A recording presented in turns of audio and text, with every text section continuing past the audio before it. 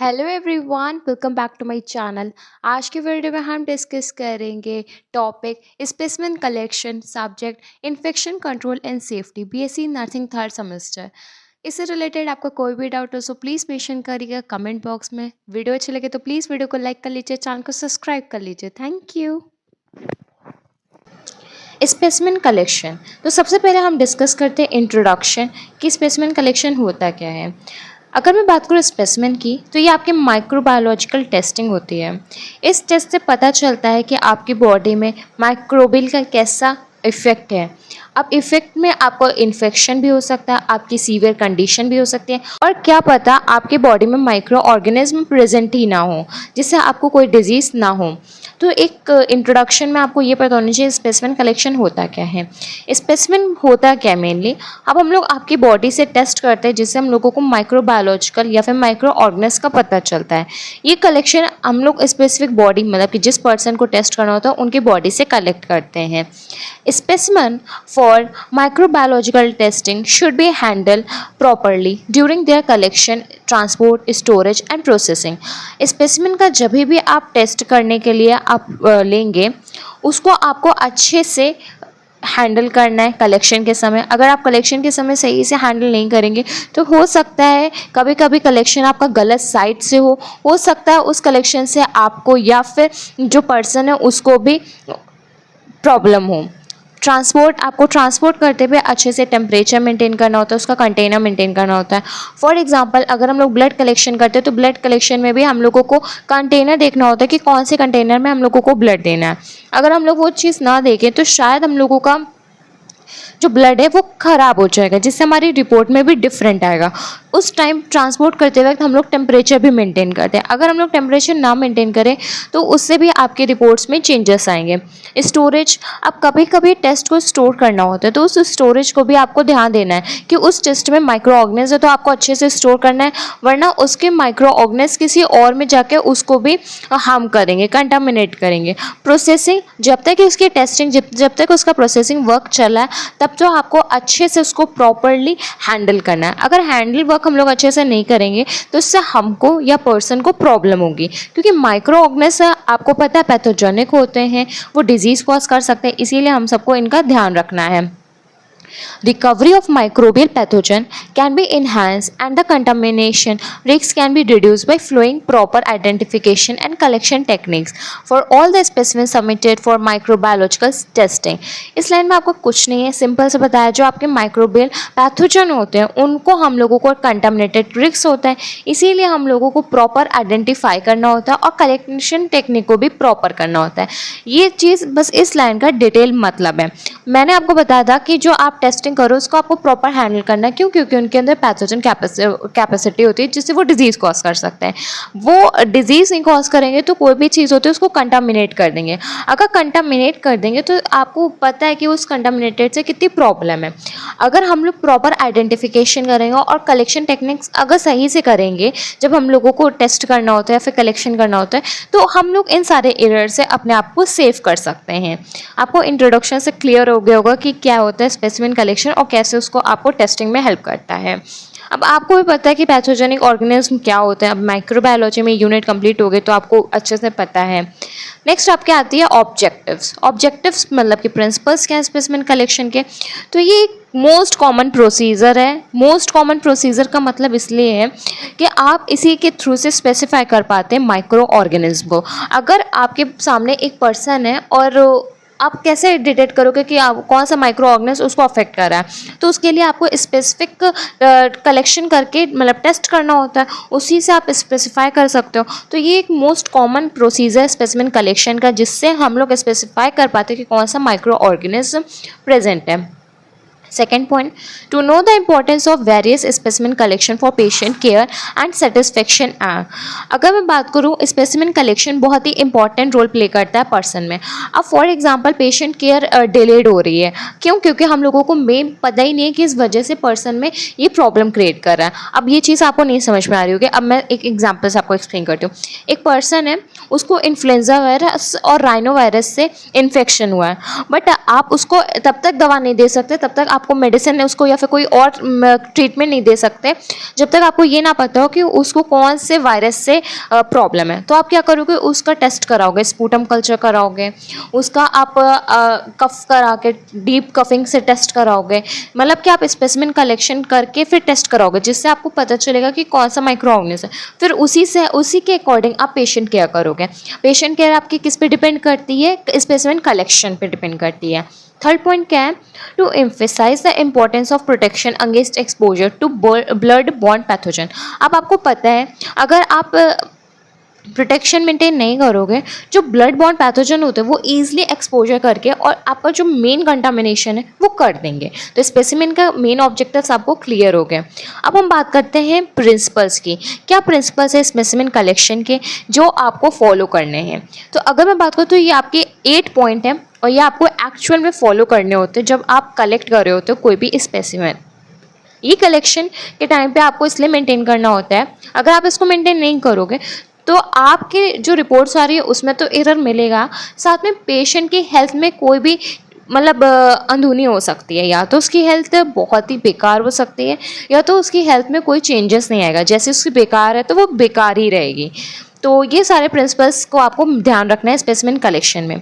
पहले पॉइंट में आपको एक्चुअल साइट ऑफ इन्फेक्शन को चूज़ करना है। फॉर एग्जांपल अगर पर्सन को प्रॉब्लम स्टमक में हो रही है तो आप एक्चुअल साइट आपकी कहाँ रहेगी, स्टमक रहेगी। अगर पेशेंट को कोई भी ब्लड डिजीजेज है तो आपका एक्चुअल साइट क्या रहेगी, ब्लड रहेगी। अगर पर्सन को कोई भी रेस्पिरेटरी है तो आपकी एक्चुअल साइट क्या रहेगी, उसका स्पूटम, जिसको आप थ्रू माउथ लोगे। तो ये क्या होता है, एक्चुअल साइट। अब फॉर एग्जाम्पल पर्सन को रेस्पिरेटरी प्रॉब्लम है और आप उसका स्टमक से कलेक्शन कर रहे हो, तो क्या ये आपकी रिपोर्ट सही आएंगी? तो क्या आप पेशेंट क्या सही कर पाएंगे? नहीं। अगर पेशेंट को प्रॉब्लम एसाइटिस की है फिर आप माउथ से उसका स्पूटम कल्चर कर रहे हैं या फिर कलेक्शन कर रहे हैं, तो क्या ये सही है? नहीं। जैसी प्रॉब्लम पर्सन हो गए उसी अकॉर्डिंग आपको उसका स्पेसिमेन कलेक्शन करना है। स्पेसिमेन कलेक्शन का भी एक एक्चुअल साइट होता है। एक्चुअल साइट का मतलब सिंपल सा ये है कि जहाँ से आप मेन उसका कॉज है वहीं से आप उसके इन्फेक्शन को साइट को क्या करेंगे, कलेक्ट करेंगे।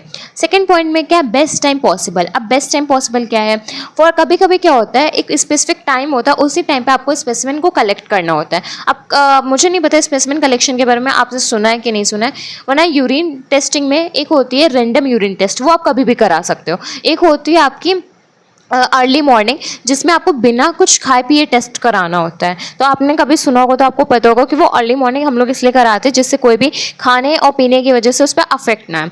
वैसे ही अर्ली मॉर्निंग हम लोग स्पूटम का कल्चर कराते हैं जिससे कोई भी अफेक्ट ना आए खाने पीने से। तो बेस्ट टाइम पे आपने कराया ना, वो टाइम इसलिए इम्पॉर्टेंट है।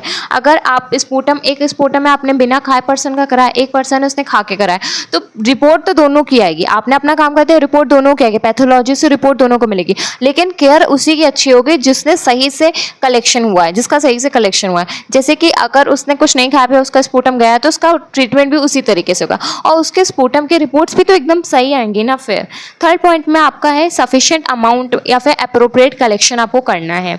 जैसे कि अब कभी कभी क्या होता है, आपने ब्लड मतलब कि जब आपने ब्लड सैंपलिंग करे होगे वार्ड में, तो होता है कि किसी पर्सन में ब्लड नहीं आ रहा होता, तो हम लोग थोड़ा सा ब्लड करके वायल्स में देके भेज देते हैं, बट वहाँ से पैथोलॉजी से फिर रिटर्न आता है कि ब्लड कम है, इसमें टेस्ट नहीं हो पाएगा, ब्लड और चाहिए। जब ब्लड कम है तो इससे क्या होता है, अप्रोप्रिएट अमाउंट में ब्लड नहीं था, सफिशिएंट अमाउंट में आपने ब्लड नहीं दिया स्पेसिमेन जब कलेक्ट कर रहे थे, तो इससे क्या प्रॉब्लम आई, रिपोर्ट में एरर आया, इससे डिले हुआ, पेशेंट केयर में भी आप देखोगे कि कितने चेंजेस मिलेंगे। और अगर ऐसी कंडीशंस आपको ना डेवलप हो तो आप सफिशिएंट अमाउंट में निकालोगे। साथ ही साथ आप एक अप्रोप्रिएट कलेक्शन डिवाइस का यूज़ करोगे। आप कलेक्ट करने के बाद में आप जिसमें भी ट्रांसफ़र करोगे, इनोकुलम करोगे, उसको भी आप चेक ज़रूर करोगे। फोर्थ में आए आपका ट्रांसपोर्ट देखोगे। ट्रांसपोर्ट मीडिया आप इसलिए देखोगे, कभी कभी हम लोगों को एनारोबिक ट्रांसपोर्ट करना होता है और एरोबिक ट्रांसपोर्ट करना होता है। एनारोबिक में मतलब क्या होता है, उसमें ऑक्सीजन की प्रेजेंस ना जाए, एरोबिक में ऑक्सीजन चले जाएगा, कोई परवाह नहीं है। अब एनारोबिक में कि ऑक्सीजन ना जाए, अगर ऑक्सीजन चला जाएगा तो वहाँ पे ग्रोथ स्टार्ट हो जाएगी माइक्रो ऑर्गेनिज्म की और वो आपको बचानी है। तो उस ट्रांसपोर्टेशन मीडियम को भी ड्यूरिंग स्पेसिमेन कलेक्शन आपको ध्यान देना है। फिफ्थ में आपको एक्सपायरी डेट देखनी है। अब जैसे कि एक वाइल होता है उसका भी एक एक्सपायरी डेट होती है, अगर आप एक्सपायरी डेट नहीं देखोगे और उसमें इनोकुलम कर दोगे ब्लड को या फिर स्पूटम को, तो फिर उस वायल की वजह से वो चीज़, जो चीज़ आपने मटेरियल को इनोकुलम करा वो भी तो बेकार हो जाएगी। तो आपको कभी भी इनोकुलम करने से पहले, कभी भी आपको कलेक्ट करा हुआ स्पेसिमेन को उस डिब्बी में डालने से पहले उस डिब्बी का एक्सपायरेशन डेट देखना, एक्सपायरी हुई है कि नहीं हुई है, ये चीज़ आपको पता होनी चाहिए।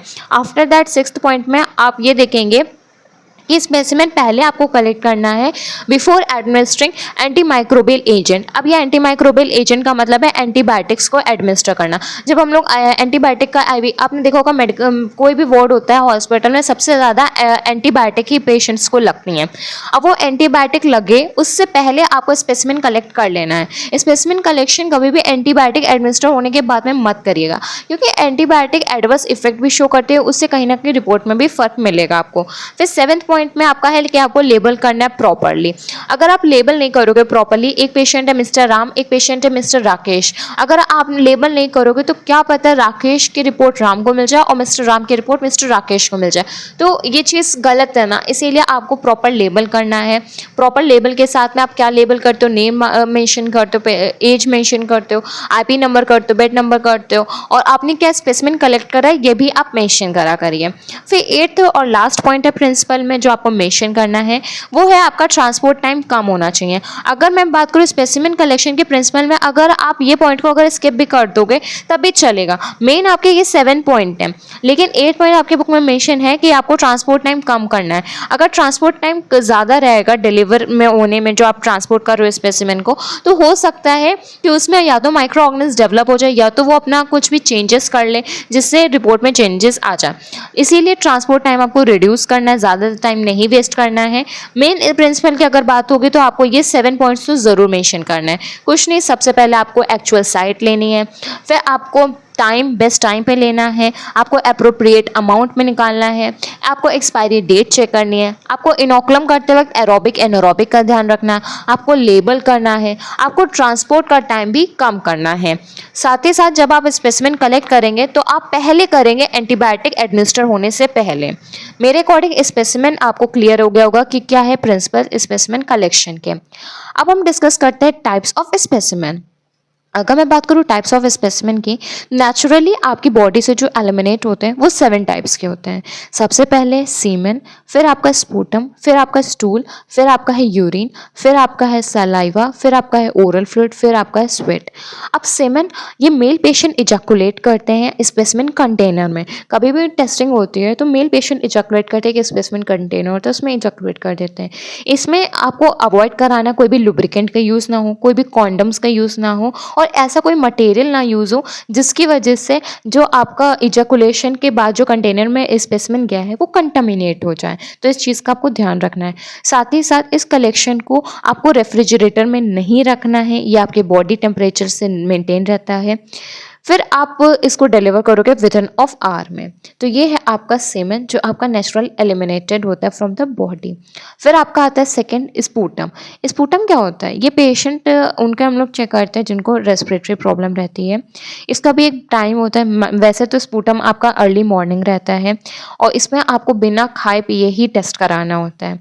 इसमें क्या होता है, आपको 3 डीप ब्रीथ करानी होती है और 1 डीप कफ कराना होता है। ये चीज़ इंपॉर्टेंट है, बुक में मेंशन नहीं है, आप आगे पढ़ोगे, लेकिन आप इसको ऐड ऑन कर लीजिए। स्पूटम में आपको 3 डीप ब्रीथ और 1 डीप कफ के बाद में जो थिक सा आपका आता है जिसमें वाटर ही नहीं होता, एकदम थिक सा होता है, उसी को हम लोग स्पूटम कहते हैं। उस स्पूटम का जब स्पेसिमेन टेस्टिंग होती है उसके बाद ढंग से आपको पता चल जाता है कि क्या आपकी रेस्पिरेटरी में प्रॉब्लम है। इससे मेन आपकी वायरस टेस्टिंग होती है। फिर आपका नेचुरल एलिमिनेटेड में थर्ड है स्टूल। अगर मैं बात करूँ कभी भी पेशेंट को प्रॉब्लम होती है स्टमक से रिलेटेड या फिर उनके जीआई में कोई एरर प्रॉब्लम आती है जिसकी वजह से डाइजेशन है या फिर उनको कंटामिनेटेड फूड की वजह से कभी कभी बहुत ज़्यादा पेन वेन रहता है, तो हम लोग स्टूल की टेस्टिंग कराते हैं। तो स्टूल की टेस्टिंग में आपको क्या होता है, पेशेंट को आप प्रोवाइड करते हो बेडपैन, जिसमें उनसे कहते हो कि उनको स्टूल करना है। साथ ही आप इंस्ट्रक्ट करते हो कि उनको उस टाइम पे यूरिन नहीं करना, तो यूरिन को वो पहले या सेपरेट कर दें, क्योंकि यूरिन से जो स्टूल कलेक्शन है वो बेकार हो जाएगा। आपको उस टाइम पे अवॉइड करना है कि कोई आप ऐसे फूड मटेरियल ना दो जो आपके पैम्पर करें डिजीज़ कंडीशंस को या फिर कंटामिनेट करें, तो स्टूल आता है। फिर आपका आता है यूरिन। यूरिन कलेक्शन भी होता है। यूरिन कलेक्शन में आप इंस्ट्रक्ट करते हो पर्सन को कि वो अपने जेनिटल एरिया को क्लीन करें, वरना जो आप यूरिन कलेक्शन करो वो कंटामिनेटेड हो जाएगा। आफ्टर दैट उसको स्पेसिमेन को कलेक्ट करोगे, उसको आप बिल्कुल लीक प्रूफ कंटेनर में करोगे, उसको सही से कवर अप करके रखोगे, वरना कंटामिनेशन उसका हाई होता है। फिर आपका आता है सलाइवा। सलाइवा में क्या करोगे, आप स्वैप लोगे। आपने वार्ड में देखा होगा जो स्वैप होता है ना, उस स्वैप को लोगे, उस स्वैप से ही आप पर्सन के लार्ज अमाउंट को उससे एब्जॉर्ब करोगे। उसके बाद उसको स्प्लिट करा के आप स्पूटम को रखोगे। उस स्वैप को ही यूज़ करके हम लोग टेस्ट करते हैं सलाइवा का। उसके बाद में आप पर्सन से कहोगे स्प्लिट करें कंटेनर में, और आप ये कोशिश करिए कि स्पूटम ना आए। तो आपको कोई मतलब डीप ब्रीथ या डीप कफ कराने की ज़रूरत नहीं है। नॉर्मल सलाइवा आए, सलाइवा में आपका वाटरी रहता है तो वो डायरेक्ट स्प्लिट करने के बाद कंटेनर में जाए। कोशिश करिएगा स्प्लिट करें तो कंटेनर में जाए, बाहर ना जाए, क्योंकि उसमें ड्रॉपलेट से इन्फेक्शन होने के चांसेस बहुत ज़्यादा होते हैं। नेक्स्ट आपका है ओरल फ्लूइड। ओरल फ्लूइड क्या है, combination of saliva and oral mucosal transudate. ये क्या होता है, सलाइवा तो आपको पता है। ओरल मुकोसल ट्रांसुडेट आपके बकल मुकोसा जो आपके कैपिलरीज माउथ में प्रेजेंट होते हैं उससे सिक्रेट होता है। इसका कलेक्शन हम लोग माउथ से करते हैं। इसका स्पेशली हम लोगों को टेस्ट करते हैं, और हमारे जो माउथ गम्स में कोई प्रॉब्लम ना उसके लिए टेस्ट करते हैं। हम लोग स्वैप कभी का यूज़ करते हैं जो हमारे गम्स के अराउंड रहता है।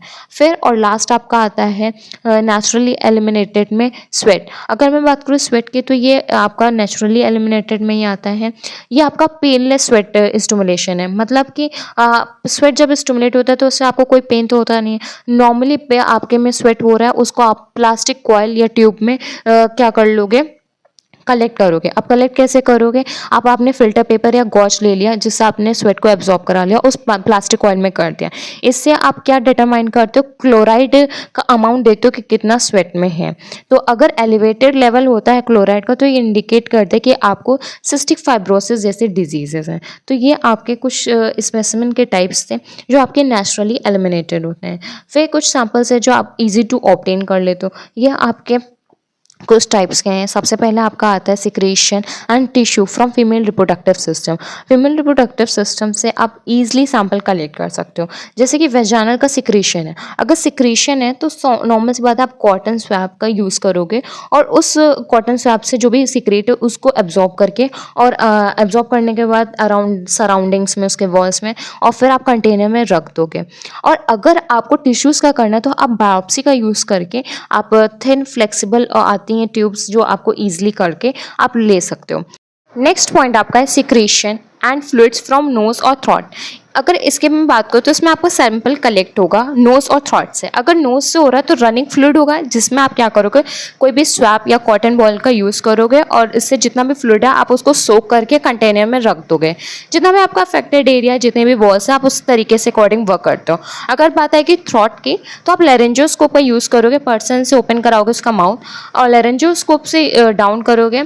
डाउन करने के बाद में आप कॉटन स्वैप, आप कोई भी आप फॉर्सेप लोगे, जैसे कॉमनली आर्टरी फॉर्सेप लोगे जिसमें आप रोल कर दोगे स्वैप को। उसके बाद में स्वैप से आप टैप टैप करके, मतलब टैप टैप करने के बाद में होता है जैसे कि ये आपने इसमें रोल कर लिया और ये आपके फॉर्सेप्स है, इसमें आपने कॉटन स्वैप कर लिया। इस तरीके से टैप टैप करके आप जितना भी सिक्रेशन उसको एब्जॉर्ब करोगे इस स्वैप में। एब्जॉर्ब करने के बाद में इस स्वैप को आप रख दोगे अपने कंटेनर में। थर्ड आपका आता है sample from open wound and source. अगर मैं बात करूँ ओपन वुंड है तो उस वुंड में आप सबसे पहले आउटर लेयर आपकी स्किन होती है, आपका जो भी सैंपल कलेक्ट करना होता है पहले आप उसको रिमूव करोगे, उसको क्लीन करोगे। क्लीन करने के बाद में आप मेन किसको कलेक्ट करोगे, फ्लूइड और पस को। मेन आपको पता होना चाहिए। अगर आपका स्मॉल अमाउंट का आ रहा है तो आप निडल और सिरिंज का भी यूज़ करोगे। फिर अदर्स में आपके आते हैं हेयर और फिंगर नेल क्लिपिंग। तो इसमें कुछ नहीं है, हेयर सिंपल सा कलेक्शन होता है। हेयर और फिंगर नेल क्लिपिंग भी आपका सिंपल सा होता है। हेयर में आप किसके लिए करते हो, हैवी मेटल टेस्टिंग करते हो, फंगल टेस्ट के लिए करते हो, और कोई ड्रग अब्यूज़ के लिए करते हो। फिंगर नेल क्लिपिंग आप हैवी मेटल के टेस्टिंग के लिए करते हो और फंगल टेस्ट के लिए करते हो। नेक्स्ट टॉपिक आपका है sample from with in the body. ऐसे सैंपल्स कलेक्शन जो आपके with in of the body रहते हैं, जैसे कि ब्लड। अब इसमें कुछ ऐसे एक्सप्लेन करने तो जैसा है नहीं, क्योंकि आपने ब्लड सैंपल ना जाने कितनी बार करा होगा। सिरिंज का यूज़ करते हो, निडल का यूज़ करते हो, पंचर करते हो आप ब्लड वेसल्स को, उसके बाद में कलेक्शन करते हो। उस कलेक्शन से फिर आप पर्टिकुलर वायल्स में उनको इनोकुलेट करते हो।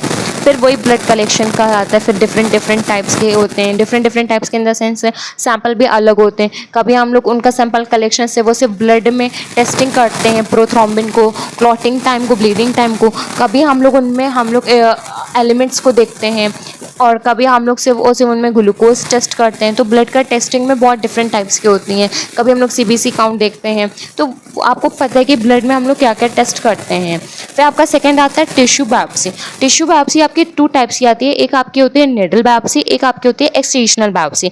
अगर मैं बात करूँ निडल बायोप्सी, इसमें कुछ नहीं होता है, इसमें सिर्फ आपको कोई भी साइड है जहाँ से आपको निकालना है टिश्यू को, तो वहाँ पे आप निडल को इंसर्ट करोगे और निडल को हल्का से रोटेट करोगे स्लाइटली। उसके बाद में वहीं से आप पिच करके उस साइड का टिश्यू को रिमूव करोगे। अब उसी को आप कह दोगे निडल बायोप्सी। एक्सट्रूजनल बायोप्सी में क्या होता है, इसमें माइनर सर्जरी प्रोसीजर होता है, मतलब कि टिश्यू में थोड़ी सी आप सर्जरी, मतलब थोड़ा सा कट करोगे, कट करने के बाद में आप टिश्यू को वहाँ से निकालोगे, लेकिन इसको हम लोग क्लोज्ड बायोप्सी भी कहते हैं। फिर आपका आता है cerebro spinal fluid. Cerebro spinal fluid आप लंबर पंचर से करते हो। अब लंबर पंचर का प्रोसेस आपने फाउंडेशन ऑफ नर्सिंग में पढ़ा है, इसलिए हम इसको डिटेल में नहीं करेंगे। और लंबर पंचर प्रोसेस को ही हम लोग स्पाइनल टैब भी कहते हैं। अदर बॉडी फ्लूइड में आपके साइनोवियल फ्लूइड आ जाएगा जो आप जॉइंट से लेते हो, पेरिटोनियल फ्लूइड आ जाएगा जो आप लोअर एब्डोमेन से लेते हो, फिर आप प्लूरल फ्लूइड आ जाता है जो आप थोरैक्स कैविटी से लेते हो, फिर आपका आता है पेरिकार्डियल फ्लूइड जो आप हार्ट से लेते हो। तो ये आपके आते हैं अदर बॉडी। अब फॉर एग्जांपल अगर आपको एसाइटिस है तो आप पेरिटोनियल फ्लूइड लोगे, अगर आपको अर्थराइटिस है तो आप साइनोवियल फ्लूइड का टेस्ट करोगे। फिर आपका 5th नंबर पे आता है bone marrow. Bone marrow aspiration हम लोग करते हैं सिरिंज निडल के थ्रू से। इसमें हम लोग बोन मैरो बायोप्सी भी करते हैं। इसमें हम लोग टेस्ट मेनली बोन मैरो के लिए ही करते हैं। फिर आपका आता है एमनियोटिक फ्लूइड। एमनियोटिक फ्लूइड के टेस्ट या प्रोसीजर को हम लोग कहते हैं एमनियोसेंटेसिस। इसमें क्या होता है, एमनियोटिक फ्लूइड होता है क्या, सबसे पहले तो यह आपका प्रेजेंट होता है फीटस के अराउंड में, और हम लोग इसको इसलिए डायग्नोस करते हैं कि फीटस में कोई प्रॉब्लम तो नहीं है। डायग्नोस मेन आपको फीटस के लिए करना होता है, कोई एबनॉर्मलिटीज तो नहीं है, कोई क्रोमोसोमल डिसऑर्डर्स तो नहीं है। तो ये कुछ सैंपल्स थे जो आपके विदिन ऑफ द बॉडीज रहते हैं। इनके कलेक्शन में मेनली मुझे ऐसा लगता है कि आपने ब्लड और टिश्यू बायोप्सी करी होगी अपने वार्ड्स में। वैसे आपका सेमेस्टर बढ़ता जा रहा है, वैसे आपकी ड्यूटी बढ़ती जाएगी, तो आप इन सारे सैंपल्स कलेक्शंस का अमाउंट भी आपका बढ़ जाएगा, मतलब ड्यूटी बढ़ेगी तो ये सारा वर्क भी आपका बढ़ जाएगा। हमारा collection technique and special concentration. अगर मैं बात करूँ आप कलेक्शन का जो भी मेथड होता है स्पेसिमेन के लिए, ये सबसे पहले तो आपको पेशेंट को सेटिस्फाई करना है। पेशेंट को सेटिस्फाई करने का मतलब है पेशेंट को जिस कलेक्शन से प्रॉब्लम हो रही है या जिस कलेक्शन में पेशेंट की कंसेंट नहीं है, तो वो कलेक्शन आपको करना ही नहीं है। कोई भी स्पेसिमेन का हो, आप जब तक ये कंसेंट नहीं है पेशेंट का और पेशेंट को कोई प्रॉब्लम नहीं हो रही है, तब तक ये आपको नहीं करना है। अगर कोई भी कलेक्शन के वक्त में अगर पेशेंट को प्रॉब्लम हो रही है उसके ट्रीटमेंट से, उसको इंसीजन से या फिर उसकी बॉडी पे, तो वहीं पे आपको क्विट कर देना होता है। अगर मैं बात करूँ जो आपके स्पेशल मेथड्स होते हैं स्पेसिमेन कलेक्शन के, आपके बुक में मेंशन है टोटल 6। सबसे पहले थ्रोट स्वैप कल्चर का है, स्पूटम स्पेसिमेन एंड कल्चर का है, स्टूल स्पेसिमेन एंड कल्चर का है, ग्वेक फीकल ऑक्यूलेट ब्लड टेस्ट का है, यूरिन स्पेसिमेन एंड कल्चर का, ब्लड कल्चर का है। अब कल्चर और स्पेसिमेन में अगर आपको डिफरेंस पता है तो आप कमेंट बॉक्स में बता दीजिए, अगर नहीं पता है तो आपको बेसिक सा डिफरेंस पता होना चाहिए जो स्पेसिमेन और कल्चर में होता है। स्पेसिमेन आपका एक बायोलॉजिकल मटेरियल का कलेक्शन होता है, कल्चर आपकी ग्रोथ होती है माइक्रो ऑर्गेनिज्म की। अब आपको क्लियर हो गया होगा कि स्पेसिमेन कल्चर क्या होता है। वैसे आपने अगर डिस्कस करा है माइक्रोबायोलॉजी, अगर आपने उसको देखा है तो आपको बिल्कुल क्लियर होगा कि क्या होता है कल्चर मीडिया, क्योंकि यूनिट 2 में कल्चर मीडिया से आपने बहुत डिटेल में डिस्कस करा है। तो सबसे पहला कलेक्शन टेक्निक में आपका आता है थ्रोट स्वैप कल्चर। तो ये आपका लेबोरेटरी डायग्नोस्टिक टेस्ट है। इसमें हम लोग आइडेंटिफाई करते हैं कि कोई बैक्टीरियल फंगल इन्फेक्शन तो नहीं है थ्रोट में। इसमें हम लोग आइसोलेट और आइडेंटिफाई करते हैं। इसमें हम लोग कल्चर मतलब कि ग्रोथ कराते हैं, जिससे हम लोगों को कौन सा माइक्रो ऑर्गेनिज्म प्रेजेंट है इसकी स्टडी कर सकें, और इसी से हम लोग ट्रीटमेंट भी करते हैं पर्सन का। इसमें हम लोग सैंपल कलेक्ट करते हैं म्यूकस का, थ्रोट के म्यूकस और सिक्रेशन का, जिससे हम लोग ग्रोथ कराते हैं। अब इसमें हम लोग करते क्या है, हम लोग थ्रॉट में कॉटन टिप्ड एप्लीकेटर का यूज़ करते हैं। अब ये एप्लीकेटर क्या होता है, अब मैं इसका फिगर आपको दिखा देती हूँ। एक सिंपल सा रफ सा फिगर बता रही हूँ, कुछ ज़्यादा अच्छा सा नहीं है, जिससे आपको बिल्कुल क्लियर हो जाए। ये कॉटन टिप्ड एप्लीकेटर होता है। इसके टिप में हम लोग कॉटन फिक्स कर देते हैं, जिससे हमारा जितना भी सिक्रीशन है उस सिक्रीशन को ये एब्जॉर्ब कर लेता है। और यही चीज़ आपका वर्क करता है ग्रोथ कराने में, क्योंकि इससे कलेक्शन से आप इसको इनोकुलम करोगे, फिर आपके कल्चर मीडिया में वर्क करता है। थ्रॉट स्वैप कल्चर इसलिए भी इंपॉर्टेंट है कि इससे पर्सन में कोई इन्फेक्शन तो नहीं है थ्रॉट का। थ्रॉट में इन्फेक्शन कौन से होते हैं, स्ट्रेप थ्रॉट होता है। अब स्ट्रेप थ्रॉट आपके स्ट्रेप्टोकोकस बैक्टीरिया से होता है, पैथोजेनिक ऑर्गेनिज्म आपने पढ़ा था। निमोनिया आपका स्टेफाइलोकोकस से होता है। Tonsillitis, whooping cough and meningitis, तो ये सारी चीज़ें स्ट्रेप्टोकोकस से होती है और आपको पता होनी चाहिए। पर्पस क्या है, पर्पस थ्रॉट स्वैप कल्चर का ये है कि हम लोग इसमें कल्चर करा के उस ऑर्गेनिज्म को देख सकते हैं, उस ऑर्गेनिज्म को जान सकते हो जो आपके थ्रॉट में प्रेजेंट है और जो इन्फेक्शन कॉज कर रहा है आपके थ्रॉट में, आपको इससे एकदम क्लियर हो जाता है। फॉर एग्जांपल स्ट्रेप्टोकोकस बैक्टीरिया आपके थ्रॉट में प्रेजेंट है जो कॉज कर रहा है स्ट्रेप थ्रॉट, इसलिए मैंने स्टार करा क्योंकि ये इंपॉर्टेंट है। फिर आपको इक्विपमेंट्स की क्या ज़रूरत होगी, तो आपको स्ट्राइल कॉटन टिप्ड एप्लीकेटर की ज़रूरत होगी, आपको कल्चर करने के लिए टंग डिप्रेसर की ज़रूरत होगी, आपको फ्लैश लाइट की ज़रूरत होगी और आपको एक कंटेनर की ज़रूरत होगी। प्रोसीजर क्या है, सबसे पहले आप प्रॉपर हैंड हाइजीन करेंगे। हैंड हाइजीन के स्टेप्स आपको पता होने चाहिए। उसके बाद में टेस्ट करने से पहले आप पेशेंट को एक्सप्लेन करेंगे, कंसर्न्स भी ज़रूर साइन कराएंगे।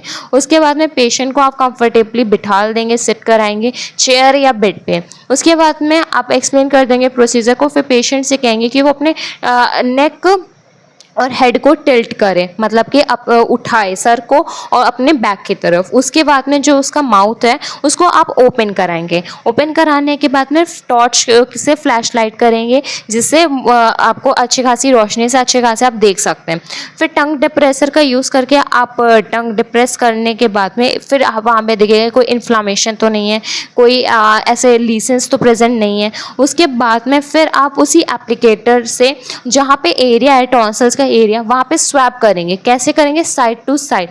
उसके बाद में उस एप्लीकेटर को आपको टच नहीं करना है, ना आपको टच करना है ना पर्सन को करना, और उसके सराउंडिंग्स को मत टच होने दीजिएगा। फॉर एग्जांपल आपका ये थ्रॉट है, आपने यहाँ से कलेक्ट कर रहा है, तो ना पर्सन के माउथ, ना चीक्स, ना टीथ, इनको अवॉइड करिएगा, वरना ये चीज़ क्या करेंगे, कंटामिनेट कर देंगे। फिर ओरल बैक्टीरिया वहाँ पे भी प्रॉब्लम क्रिएट करेगा। उसके बाद में आपको क्या करना है, वो जो कॉटन टिप्ड एप्लीकेटर है उसको आपको प्लेस कर देना अपने कल्चर ट्यूब में, जिससे कोई टच ना हो।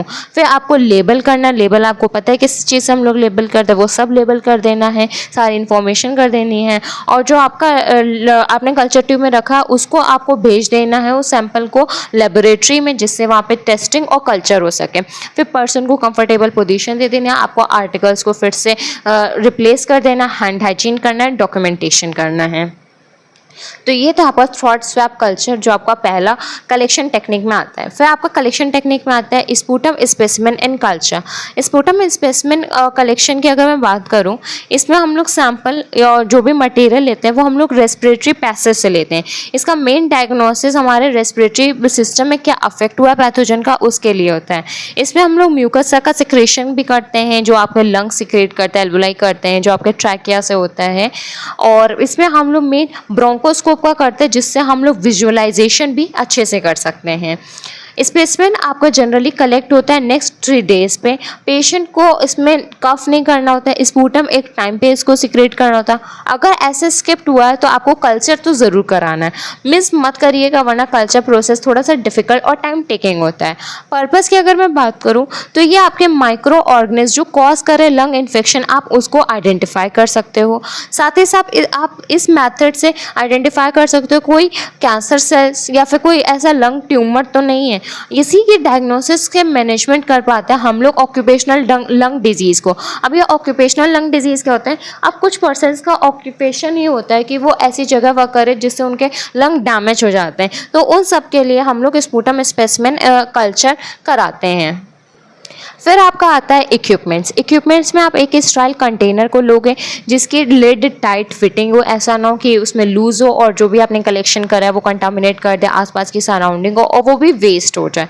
फिर आपको बेसन लेना है, एमएसएस बेसन लेना है, टिश्यू का बॉक्स लेना है, ग्लव्स लेना है, गॉगल्स लेना है, एरोसोल 10% सोडियम क्लोराइड लेना है, या फिर आप कह सकते हैं स्ट्राइल वाटर लेना है, नेबुलाइजर लेना है। अगर वहाँ पे स्टफ है बिल्कुल एकदम जमा हुआ तो नेबुलाइज से आप सिक्रीशन को थोड़ा सा न्यूट्रलाइज करेंगे, मतलब कि क्या करेंगे, मेल्ट करेंगे, जिससे आपका म्यूकस सही से बाहर आ सके बॉडी से।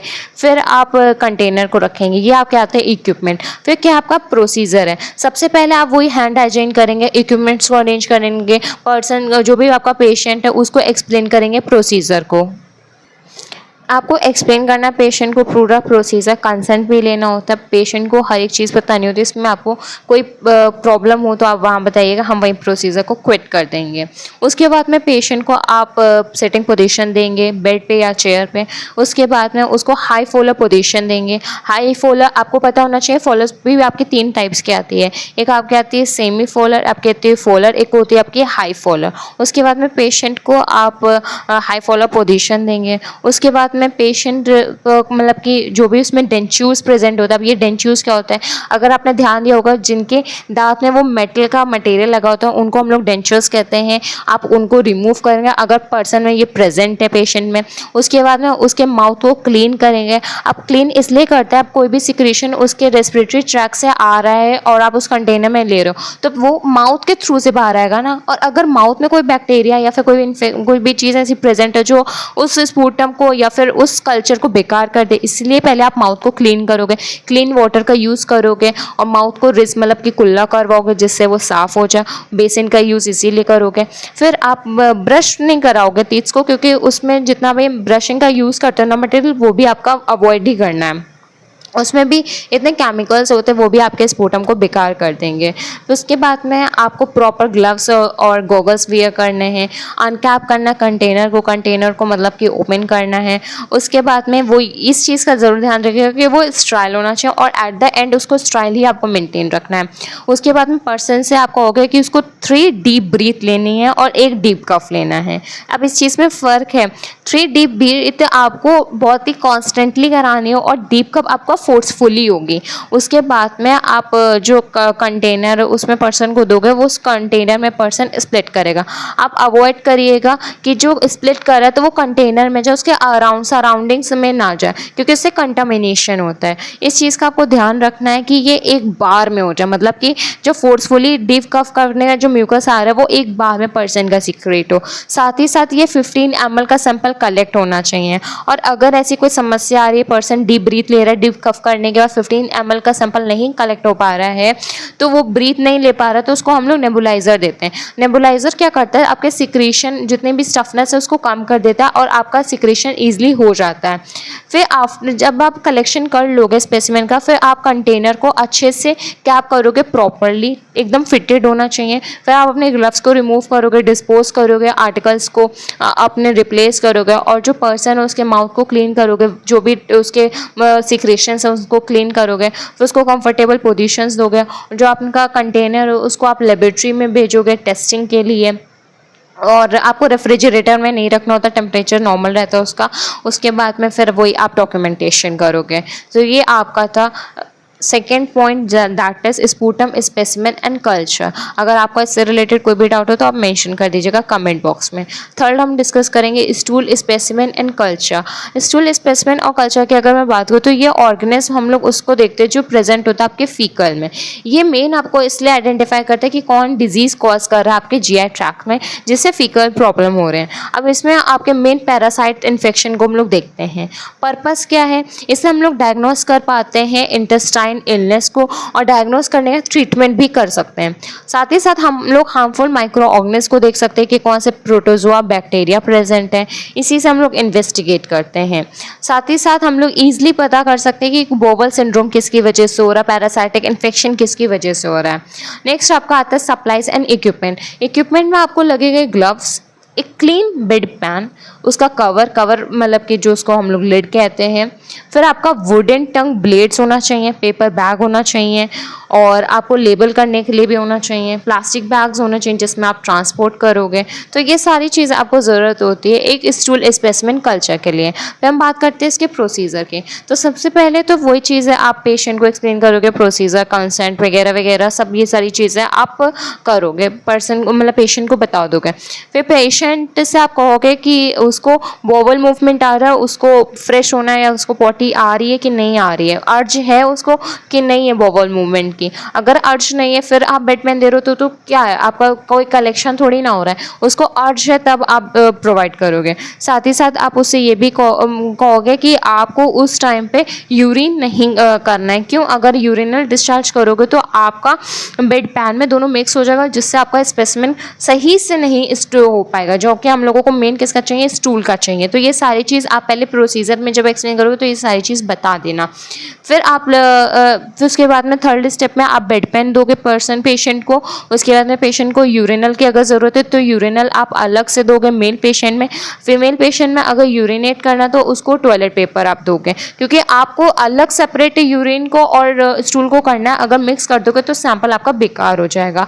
जो भी आपका फीकल मैटर आपका बेड पैन में आया है, बेड पैन में आने के बाद में आप पहले तो उसको कवर कर दोगे और पर्सन को क्लीन करके पर्सन को बेड पे शिफ्ट कर दोगे।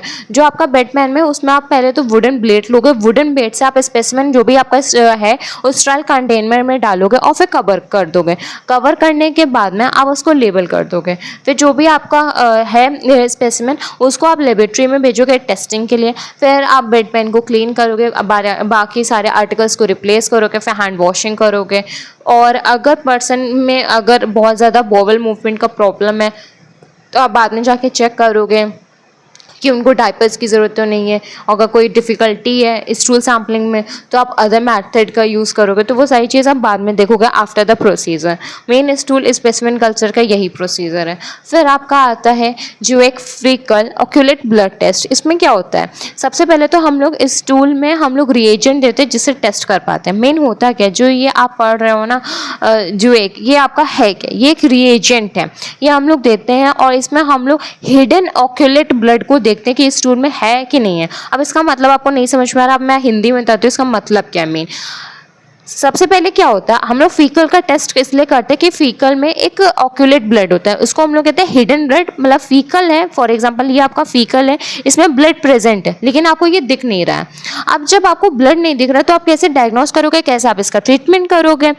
अब ये ऑक्यूलेट ब्लड है, कैसा है, हिडन ब्लड है फीकल में। इसके लिए आप क्या यूज करोगे, GUAIAC रिएजेंट, इसको हम लोग कहते हैं जुएक। अब ये आपका रिएजेंट होता है, जब आप रिएजेंट इसका लोगे तो जहां जहां आपका ब्लड है वो आपको क्या होता है, विजुअल होने लगता है। वही चीज आपको हेल्प कर देता है। इंट्रोडक्शन आपको पता चल गया। The stool guaiac test is perform to detect hidden blood in the stool. बस यही आपका मेन वर्क रहता है। इसका पर्पस क्या है, हम लोग रिएजेंट का यूज करते हैं जिससे हम लोग डिटेक्ट कर सके कि ब्लड स्टूल में ब्लड प्रेजेंस है कि नहीं है।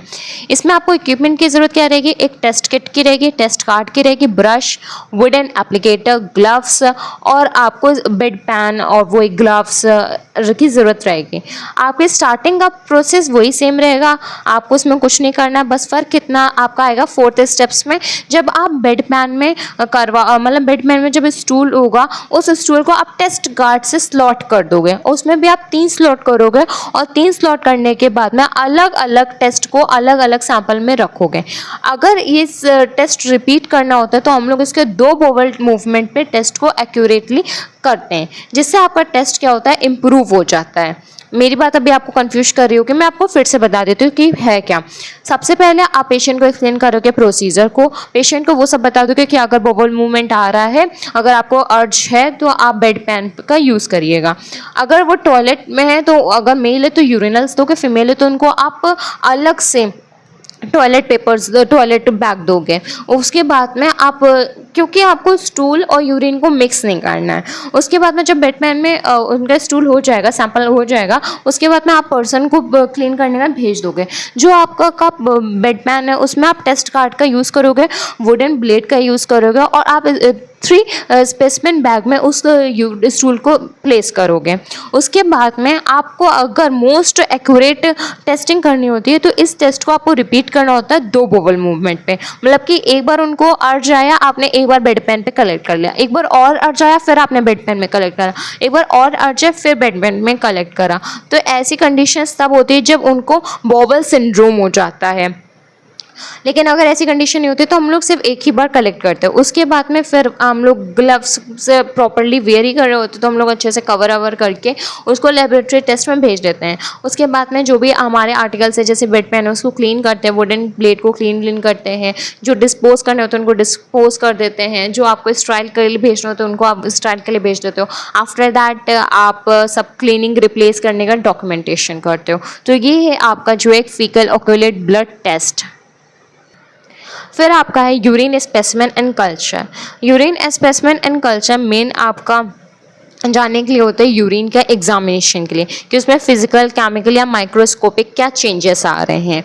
इसमें आपके टोटल 4 टेस्ट होते हैं। एक होता है आपका रैंडम यूरिन सैंपल, एक आपका होता है mid stream clean catch urine specimen, फिर आपका होता है टाइम्ड यूरिन स्पेसिमेन, फिर आपका होता है प्रेगनेंसी यूरिन टेस्ट। ये आपके 4 यूरिन स्पेसिमेन कल्चर और टेस्ट के अंदर आते हैं। रैंडम यूरिन सैंपल की अगर मैं बात करूँ तो ये मोस्ट कन्वीनियंट होता है पर्सनस के लिए। क्यों? क्योंकि आप इसको किसी भी टाइम कर सकते हो दिन में। इसके लिए आपको कोई स्पेसिफिक मोटो की ज़रूरत नहीं होती है। इसमें क्या होता है, हम लोग प्रेजेंस देखते हैं कि कौन सा यूरिन में माइक्रो ऑर्गेनिज्म का प्रेजेंस है, उसको कैसे हैंडल करना, उसको ये सारी चीज़ें हम लोग देखते हैं। सप्लाईज और इक्विपमेंट की अगर मैं बात करूँ तो आपके पास क्या होना चाहिए, a clean dry container with lid होना चाहिए, कॉटन बॉल्स होने चाहिए, टॉयलेट पेपर्स होने चाहिए, लेबोरेटरी रिक्वेस्ट भी होने चाहिए। ये सारी चीज़ आपको ज़रूरत होती है यूरिन स्पेसिमेन के लिए। प्रोसीजर कुछ नहीं, आप पेशेंट को एक्सप्लेन करोगे प्रोसीजर। उसके बाद में पेशेंट से आस्क करोगे टॉवल बॉल के लिए, क्योंकि वो यूरिथ्रल को क्लीन करे, ये एरिया को, क्योंकि एक्सटर्नल अगर बैक्टीरिया है तो वो कंटामिनेट कर देगा आपके यूरिन सैंपल को, इसलिए पहले आपको क्लीनिंग करनी है। क्लीनिंग करने के बाद में पेशेंट से अवॉइड करना है कि वो कंटेनर को कंटामिनेट ना करें। आफ्टर दैट उसके कलेक्शन को आप किस में कंटेनर में करोगे, फिर उसको लेबल करोगे और उसको इमिडिएटली आप भेज दोगे टेस्टिंग के लिए, मतलब लेबोरेटरी, और आप डिले नहीं करोगे। फिर पर्सन को वही स्पेशली उनके क्या हैंड हाइजीन मेंटेन करना, आपको मेंटेन करना, और जो भी आर्टिकल्स हैं उनको रिप्लेस करना है। ये आपका आता है रैंडम में। अगर mid stream clean catch urine specimen आता है तो ये आपके एडल्ट्स के लिए स्पेशली मेन में यूज़ करा जाता है। ये मोस्ट कॉमन आपका रहता है। इसमें आप सैंपल को कंटामिनेट नहीं करते, एक्सटर्नल सोर्स है। इसमें क्या होता है, क्लीन करोगे कैच करके प्रोटोकॉल मेंटेन होता है। मतलब कि आपके जो मिड स्ट्रीम में जो यूरिनल ट्रैक्ट है उसको आप पहले क्लीन करोगे, फिर आप स्पेसिमेन को कलेक्ट करोगे। इसका पर्पस क्या है, इससे आपकी एंट्री नहीं हो पाती है जम्स की, क्योंकि उसी में आपका पेनिस वेजाइना से प्रिवेंट हो पाता है हम लोग यूरिन सैंपल का। ये मेथड्स हम लोग यूरिन सैंपल का डायग्नोस्टिक में बहुत हेल्प करता है। आपकी ये साइटोलॉजी यूरिन कल्चर में भी वर्क करता है। अगर मैं बात करूँ ये स्ट्राइल स्पेसिमेन कप की ज़रूरत होती है, आपको Zephiran soap solution, 3 antiseptic towels, 3 cotton balls की ज़रूरत होती है स्पेसिमेन को कंटिन्यू करने के लिए, मतलब कलेक्ट करने के लिए। फिर आपका आता है प्रोसीजर। सबसे पहले आप हैंड वॉशिंग करोगे, उसके बाद में हैंड हाइजीन करोगे, ग्लव्स करोगे और पेशेंट को एक्सप्लेन करोगे प्रोसीजर। अगर पेशेंट फीमेल है तो आप उसके पेरिनेल एरिया को क्लीन करोगे कॉटन बॉल से। उसके बाद में फिर आप सेपरेट करोगे यूरिनल ओपनिंग को विथ थंब, फिर 4 फिंगर के साथ में, जिसके से आप उसको भी क्लीन करोगे। उसका क्लीनिंग आपके डाउनवर्ड स्ट्रोक के साथ होगा। डाउनवर्ड स्ट्रोक के साथ आपने कॉटन बॉल लिया, आप आउटवर्ड टू इनर आ रहे हो, मतलब कि अपवर्ड टू डाउनवर्ड आओगे। उसके बाद में स्ट्रोक को क्लीन करोगे। फिर आपका जो लेबिया रहेगा उसको सेपरेट रखोगे जब आपका यूरिनेशन होगा फीमेल में। मेल की अगर मैं बात करूं तो इसमें जो फोर स्किन होती है पेनिस के ऊपर उसको रिट्रैक्ट करोगे आप, फिर क्लीन करोगे पेनिस को कॉटन बॉल से। उसके बाद में इस चीज़ को अवॉइड करोगे स्मॉल अमाउंट टॉयलेट में, और रिजन करोगे यूरेथ्रा को। फिर आप स्पेसिमेन कप में ये टॉयलेट को जब स्ट्रीम पास करेगा तो उसको आप कलेक्ट करोगे। फिर आप इसको लेबल करके पेशेंट के आइडेंटिफाई से लेबल करके आप भेज दोगे लेबोरेटरी में। इसमें आपको डिले नहीं करना है, डिले करने से आपका और मतलब जो भी रिजल्ट आ रहा होगा वो गलत हो जाएगा, चेंजेस एरर आएंगे, क्योंकि बैक्टीरिया यहाँ पे जल्दी ही बिल्डअप हो जाते हैं। फिर आपका आता है टाइम्ड यूरिन स्पेसिमेन में। इसमें हम लोग 2 घंटे, 4 घंटे, 24 घंटे पे कराते हैं। इसमें हम लोग स्टार्ट हमेशा तब कराते हैं जब आपका यूरिनरी ब्लैडर एम्प्टी होता है। इससे हम लोग इनपुट और आउटपुट को भी देख सकते हैं, साथ ही साथ हम लोग वेस्ट को देखते हैं कि कितना टोटल अमाउंट में वेस्ट सिक्रेट हुआ किडनी का एक पर्टिकुलर टाइम पे। इसका मेन पर्पस क्या है, ये 24 आवर यूरिन कलेक्शन है। ये नॉन इन्वेजिव है, इससे कोई प्रॉब्लम नहीं। इससे मेन हम लोग डायग्नोस किससे करते हैं, किडनी की फंक्शनिंग और उसकी कोई डिजीज तो नहीं है, मेन उसके लिए होता है। आपको इसमें इक्विपमेंट्स की क्या जरूरत रहेगी, एक आपको लार्ज क्लीन बॉटल की जरूरत रहेगी, उसका कैप या स्टॉपर होना चाहिए। आपके पास मेजरिंग करने के लिए मेजरिंग कप या ग्रेजुएट होना चाहिए, बेड पैन होना चाहिए यूरिनल, या फिर आप कह सकते हो रेफ्रिजरेट स्टोरेज एरिया चाहिए होगा। अगर मैं बात करूँ रेफ्रिजरेटर की ज़रूरत आपको रैंडम और मिड स्ट्रीम में नहीं है, लेकिन टाइम्ड में आपको ज़रूरत है। फिर आपको ग्लव्स की ज़रूरत होगी। इसमें कुछ नहीं, आपको पेशेंट को एक्सप्लेन करना है, पेशेंट को नेक्स्ट 24 आवर्स के लिए स्टोर कर मतलब यूरिन को स्टोर करना और उसको कूल एनवायरनमेंट पे रखना। वही 24 आवर्स पे, वही 2 आवर्स 4 आवर्स पे आपको कलेक्ट करके 24 आवर्स के बाद में आपको लेबोरेटरी में भेज देना है। फिर आपका आता है प्रेगनेंसी यूरिन टेस्ट। ये आपका इन्वॉल्व करता है मेजरमेंट HCG हार्मोन, इसी को हम लोग कहते हैं pregnancy hormone, human chorionic gonadotropin hormone. ये आपका बॉडी में प्रेजेंट होता है, ये सब सीक्रेट होता है जब आपके प्रेगनेंसी कंडीशन होती है। ये डिटेक्ट करता है यूरिन और ब्लड में। ये मोस्ट कॉमन मेथड है प्रेगनेंसी डिटर्मिनेशन का।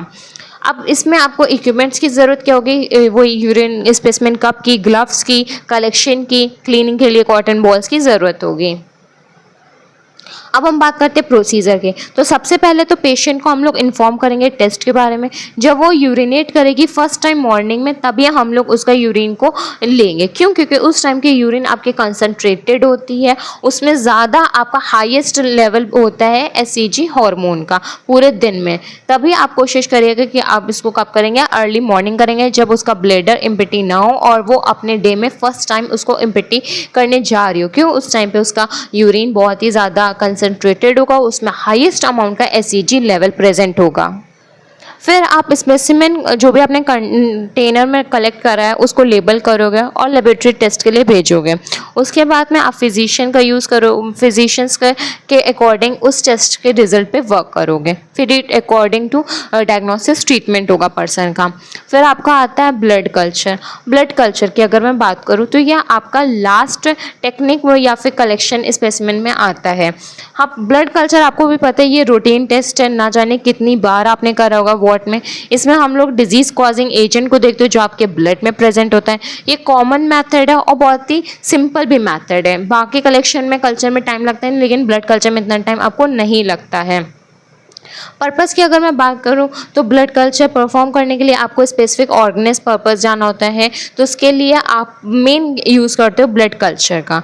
इक्विपमेंट्स में आपको स्ट्राइल सिरिंज लगेगी 20 cc की, जो हम कहते हैं 10 ml की। 3 नीडल्स लगेंगी और उसका साइज़ होना चाहिए 20 गॉज। उसके बाद में आपको ब्लड कल्चर बॉटल्स लगेंगी जो कि आपकी स्ट्राइल होनी चाहिए। आपकी एक एनारोबिक होनी चाहिए, एक आपकी एरोबिक होनी चाहिए। बीटाडीन सॉल्यूशन होना चाहिए जिससे आप क्लीन करोगे स्किन को, या फिर अल्कोहल स्वैब होना चाहिए। आपके पास कॉटन बॉल्स होने चाहिए, टर्निकेट होना चाहिए और आपके पास सैंपल कलेक्शन कंटेनर होना चाहिए। तो ये आपके इक्विपमेंट्स हैं। फिर प्रोसीजर आपको पता है, सबसे पहले आप पेशेंट को एक्सप्लेन करोगे प्रोसीजर, हैंड हाइजीन करोगे, आर्टिकल सारे अरेंज करोगे। उसके बाद में जहाँ पे क्लियरली वेन विजुअल होती हैं उसके लिए आप पहले एग्जामिन करते हो। एग्जामिन करने का जैसी पेशेंट को पोजीशन देनी है, फॉर एग्जांपल कभी कभी पेशेंट की कंडीशन नहीं होती है कि वो बैठ सके, तो आप उसको कंफर्टेबली सुपाइन पोजीशन देते हैं, या फिर कंफर्टेबली वो सिट हो सकते हो तो आप उनको उस अकॉर्डिंग पोजीशन करते हैं।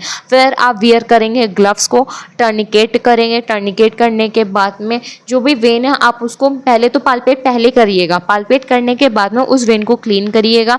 क्लीन करने के बाद में आप ने जो सिरिंज ली थी उस सिरिंज में आप एक नीडल का यूज़ करेंगे। अभी आपको ये डाउट आ रहा होगा ना कि हम लोगों ने ये 3 नीडल्स की यूज़ करी है, अभी मैं आपको बाद में बताऊंगी। सबसे पहले हमने एक नीडल का यूज़ करेंगे जिसमें हम लोग उस साइड को पंचर करेंगे और ब्लड को विड्रॉन करेंगे। ब्लड हम लोग कितना लेंगे, 5 cc हम लोगों को एक एक बॉटल में रखना है। तो आपके पास बॉटल मतलब कि सिरिंज में उतना ब्लड आना चाहिए। उसके बाद में आप हटाने के बाद में जहाँ पे भी पंचर साइट है वहाँ पे आप कॉटन रखोगे, टर्निकेट को रिमूव करोगे, पर्सन से कहोगे अपने हाथ को रिलैक्स करते हैं। फिर आप क्या करोगे, उस निडल को कैपिंग करोगे और उस निडल को आप रिमूव कर दोगे। फिर आप दूसरी निडल लगाओगे, फिर आप एनारोबिक बॉटल में डालोगे 5 cc का ब्लड। फिर आप फिर निडल को रिमूव करोगे और उस बॉटल को आप क्लोज कर दोगे तुरंत ही, क्योंकि एनारोबिक है तो आप कोशिश करिएगा कि ऐसे चांस ना डेवलप हो कि उसमें ऑक्सीजन जाए। फिर आप थर्ड निडल का यूज़ करोगे और उस थर्ड निडल के यूज़ से आप उसकी जो एरोबिक बॉटल है आप उसमें 5 cc ब्लड दोगे। ऐसा करने के बाद में, ये स्पेशली मैंने नहीं बताया, ये बुक में भी मेंशन है। फिर उसके बाद में आप ऐसा करोगे, फिर उसको जेंटली मिक्सड करोगे सॉल्यूशन को जो आपकी बॉटल में है। तो आप उसको लेबल करोगे कौन सा एरोबिक है, कौन सा एनारोबिक है, फिर उसमें नेम सब जो भी मेंशन का आपका रहता है वो सब करोगे और उसको आप लेबोरेटरी में भेज दोगे। और जो पर्सन का पंचर साइट है वहाँ पे आपने कॉटन तो रख दिया था, कॉटन जिसलिए क्योंकि उससे ब्लड ना हो। फिर अगर वहाँ पे बैंडेज करना होता है बैंडेज कर देंगे, गॉश रखना होता है तो गॉश रख देते हैं। फिर आपने सैंपल्स भेज दिया है, जो भी आपके आर्टिकल्स हैं उनको आप रिप्लेस करेंगे, जो आपको डिस्पोज करना आप डिस्पोज करेंगे, डिस्कार्ड करना है डिस्कार्ड करना। उसके बाद में हैंड हाइजीन करना। तो ये आपका है ब्लड कल्चर का मेथड। कलेक्शन टेक्निक में आपके टोटल 6 हैं और हमने 6 को अच्छे से डिस्कस करा। सबसे पहले हम लोगों ने डिस्कस करा इंट्रोडक्शन, फिर डिस्कस करा पर्पस, फिर डिस्कस करा इक्विपमेंट, फिर डिस्कस करा प्रोसीजर। मुझे पता है प्रोसीजर हमने बुकिश नहीं डिस्कस करा क्योंकि बुक में थोड़ा ऊपर नीचे कर दिया। मैंने वो बताया जो मेन आप कलेक्शन के वर्क में करते हैं। प्रोसीजर आप उसी अकॉर्डिंग लिखिएगा जिससे आप उस पर्सन पे आप उस वक्त कर रहे हैं। अगर वैसे करेंगे तो आप कोई भी एक स्टेप मिस नहीं करेंगे, साथ ही साथ कभी आपको कंफ्यूजन नहीं होगा। तो कलेक्शन टेक्निक में ये जो आपके 6 हैं ये आपके इंपॉर्टेंट हैं। और अगर आपका कोई भी डाउट हो तो प्लीज़ मेंशन करिएगा कमेंट बॉक्स में। आज के लिए बस इतना ही। Thank you.